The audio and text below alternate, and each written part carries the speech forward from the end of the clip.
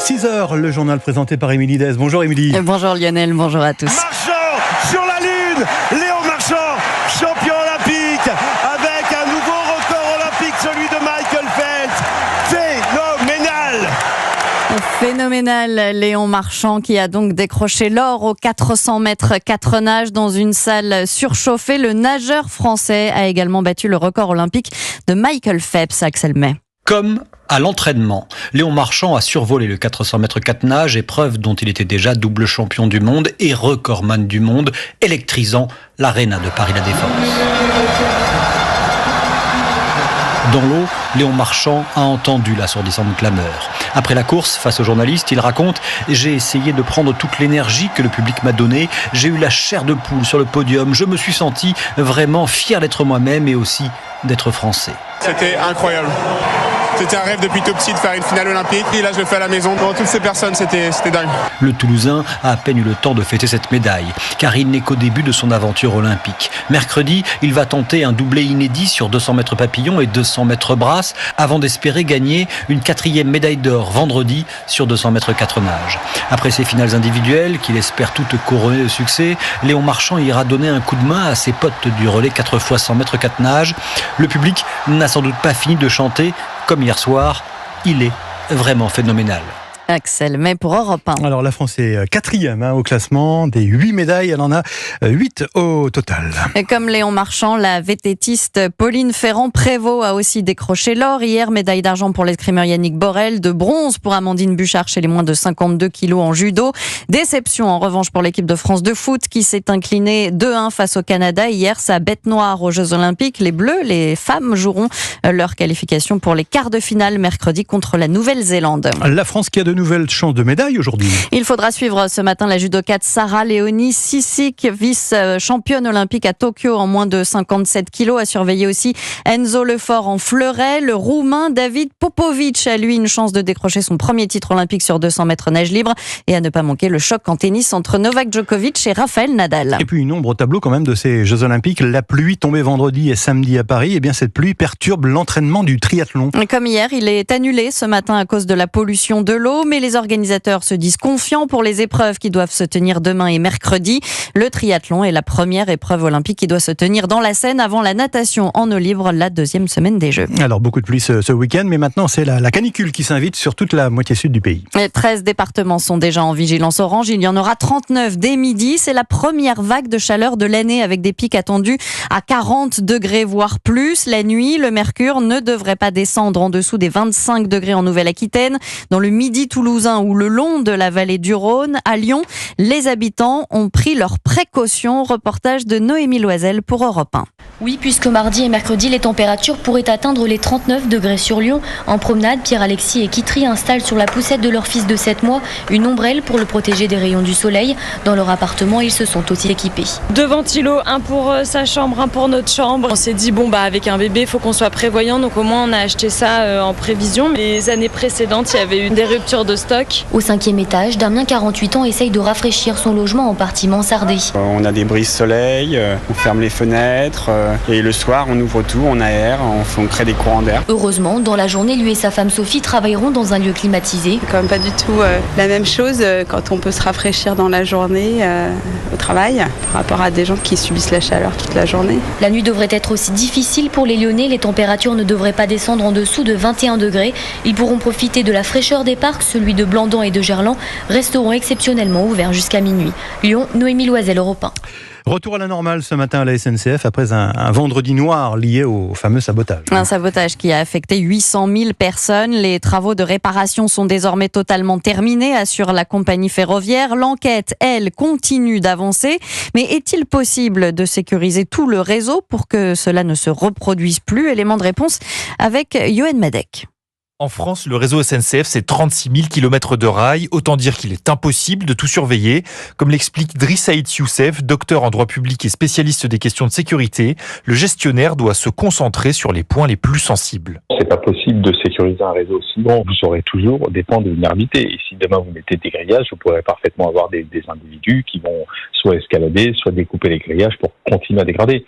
Ce que vous pouvez sécuriser en revanche, c'est entre 120 et 140 points névralgiques Et puis après, sur tout le reste de la ligne, vous avez des câbles qui traversent, vous avez et puis là, ils peuvent les couper.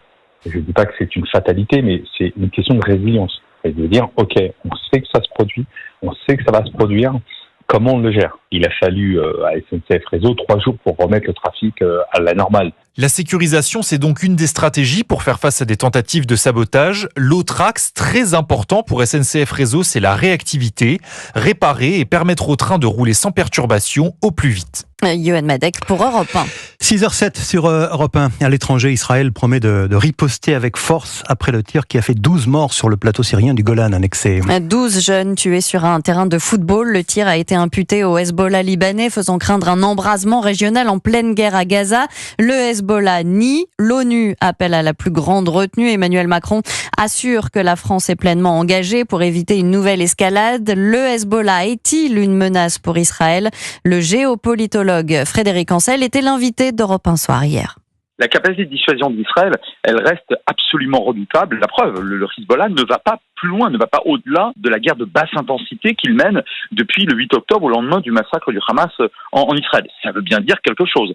Le Hezbollah a complètement vampirisé le Liban et aujourd'hui, sur le plan, ne serait-ce que sur le plan balistique, c'est certainement l'une des, sinon la première force, en tout cas en quantité d'engins de l'ensemble du Moyen-Orient. Donc oui, effectivement, le Hezbollah peut faire extrêmement mal. Maintenant, est-ce qu'il a envie de risquer, quitte à faire mal à Israël, une grande partie de ses combattants? Il en a perdu quand même entre 400 et 500 depuis le 8 octobre.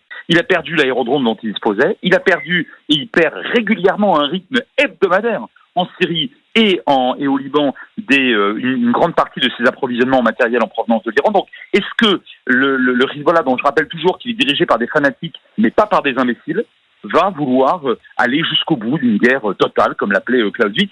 Ça, franchement, j'en suis pas sûr.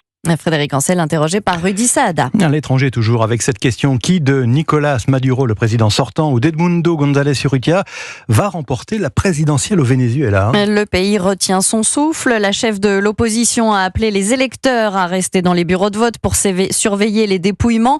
Les deux camps, pouvoir et opposition, ont laissé entendre qu'ils avaient remporté la présidentielle. Et puis aux États-Unis, on est à moins de 100 jours de l'élection présidentielle. Une semaine après l'abandon de Joe Biden, Kamala Harris est désormais assurée d'affronter Donald Trump le 5 novembre prochain. Kamala Harris, soutenue par Joe Biden, Barack Obama et l'ancien vice-président Al Gore, elle fait une entrée en force dans la campagne. L'argent afflue et les sondages remontent en faveur du Parti démocrate. Anne Toulouse, vous êtes la correspondante d'Europe 1 aux États-Unis. On parle désormais de Kamala Boom. Alors que Kamala Harris est la candidate unique du Parti démocrate depuis moins d'une semaine, sa campagne a déjà engrangé 200 millions de dollars et recruté près de 200 000 volontaires. Elle a reçu le soutien de tous les grands noms du Parti démocrate, même si celui du couple Obama a tardé à venir.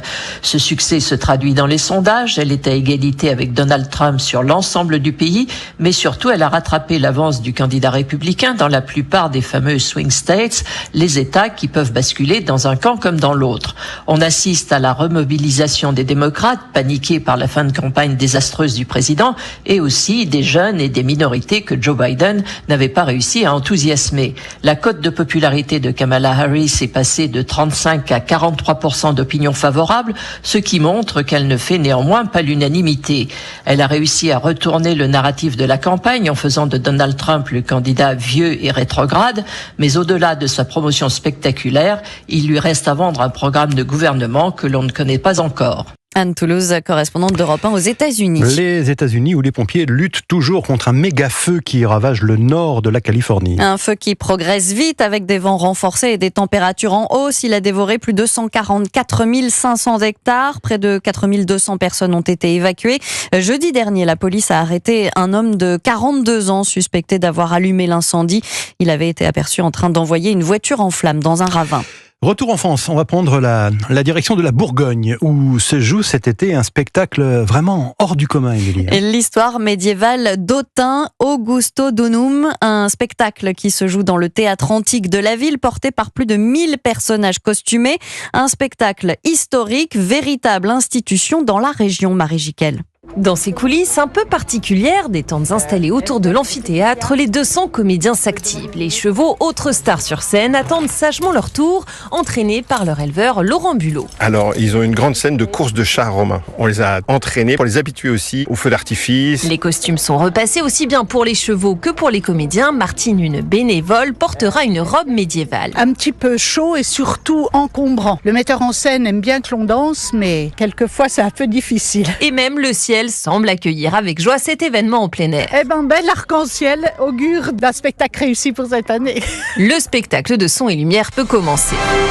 On y suit un couple célèbre ici en Bourgogne, comme l'explique Michael, bénévole responsable de la promotion. Nicolas Rollin et Guigone de Salins, au XVe siècle. Ils ont créé de belles choses en Bourgogne, dans les hospices de Beaune. Grâce à ces portes du temps, les spectateurs passent du Moyen-Âge à l'Antiquité dans ce cadre magique du théâtre antique d'Autun qui enchante public et comédiens comme Martine. Ce spectacle n'aurait pas la même résonance s'il se jouait ailleurs que dans un théâtre antique. La boucle est bouclée. Une fresque grandiose qui permet aux petits et grands de réviser leur histoire, même pendant les grandes vacances.